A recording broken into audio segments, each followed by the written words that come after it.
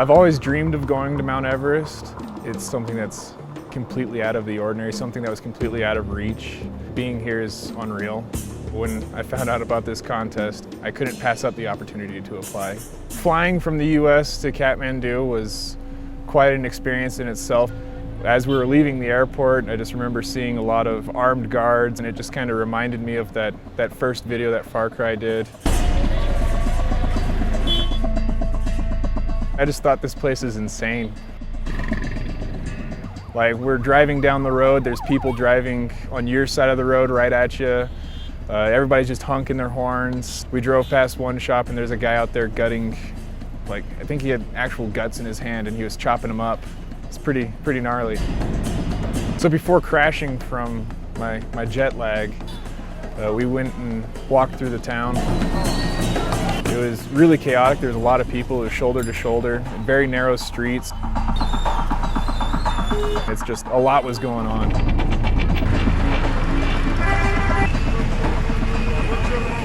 The people seem to be very friendly. I stand out, like they seem to look at me every time I walk by, but I guess I'm kind of stand out like a sore thumb because I'm a big, tall, white guy. I just got here this morning, and it's a little bit of sensory overload. Walking around Swambunat was really cool, the monkey temple. There were two different religious temples there. There was a Hindu temple and a Buddhist temple. And we went into one monastery and it was super beautiful.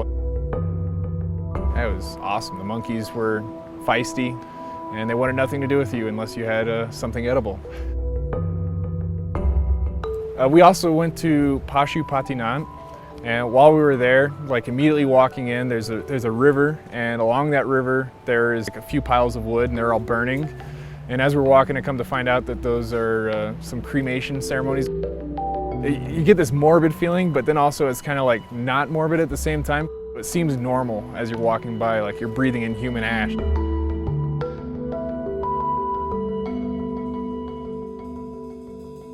There's also a few sadhus, the holy men there. Some of them even had like human ash on them. And they had their faces painted, long beards, long hair. We hung out with them for a bit, took some photos with them. They were pretty cool. We got up early this morning, about 5 a.m., just to get packed and ready to go to the domestic airport. I knew the plane was small, but I didn't expect it to be this small. And I was like, man, there's no way I'm gonna fit in that thing. I wasn't nervous about the flight. I was actually kind of looking forward to it. I've heard stories of how it was very scary. It was jaw-dropping, seeing like how the fields kind of cascaded into one another. Before getting to Lukla, we'd pass over mountain passes that were like 50 feet below the plane. We came around this ridge and immediately we came upon the landing strip. You have to brake really hard, and then going uphill slows the plane down quite a bit.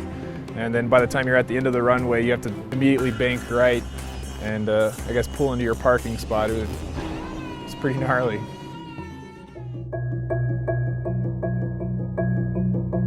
When we first got in, we met the Sherpas, and one of the Sherpas that we met has summited 19 times. It's incredible. They're very, very nice people. Walking from Lukla to Phokting, out here it's very clear, the air is crisp. It's not what I'd expect, because it's never what you see when you see pictures of the trek to Mount Everest, and super gorgeous.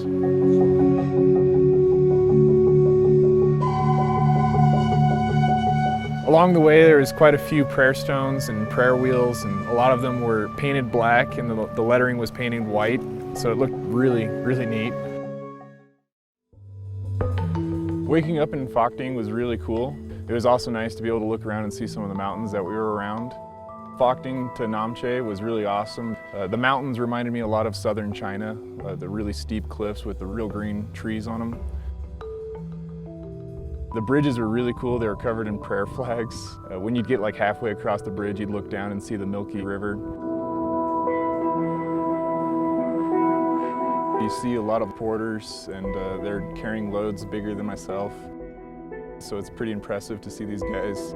We stopped and got some tea, and off in the distance you can see like this awesome lush green canyon. It really reminded me of the Far Cry 4 reveal trailer. When they were driving up to that checkpoint, you could see that snow-capped mountain in the background with the greenery. The kids are everywhere. They're awesome. They're really funny. They're really cute. Love it when they enthusiastically say namaste. We came to the final bridge. It was really high, and I think it was the most beautiful bridge I've ever seen. Then after crossing the bridge, we came to the dreaded Namche Hill. I'd heard that it was going to be a bit of a doozy.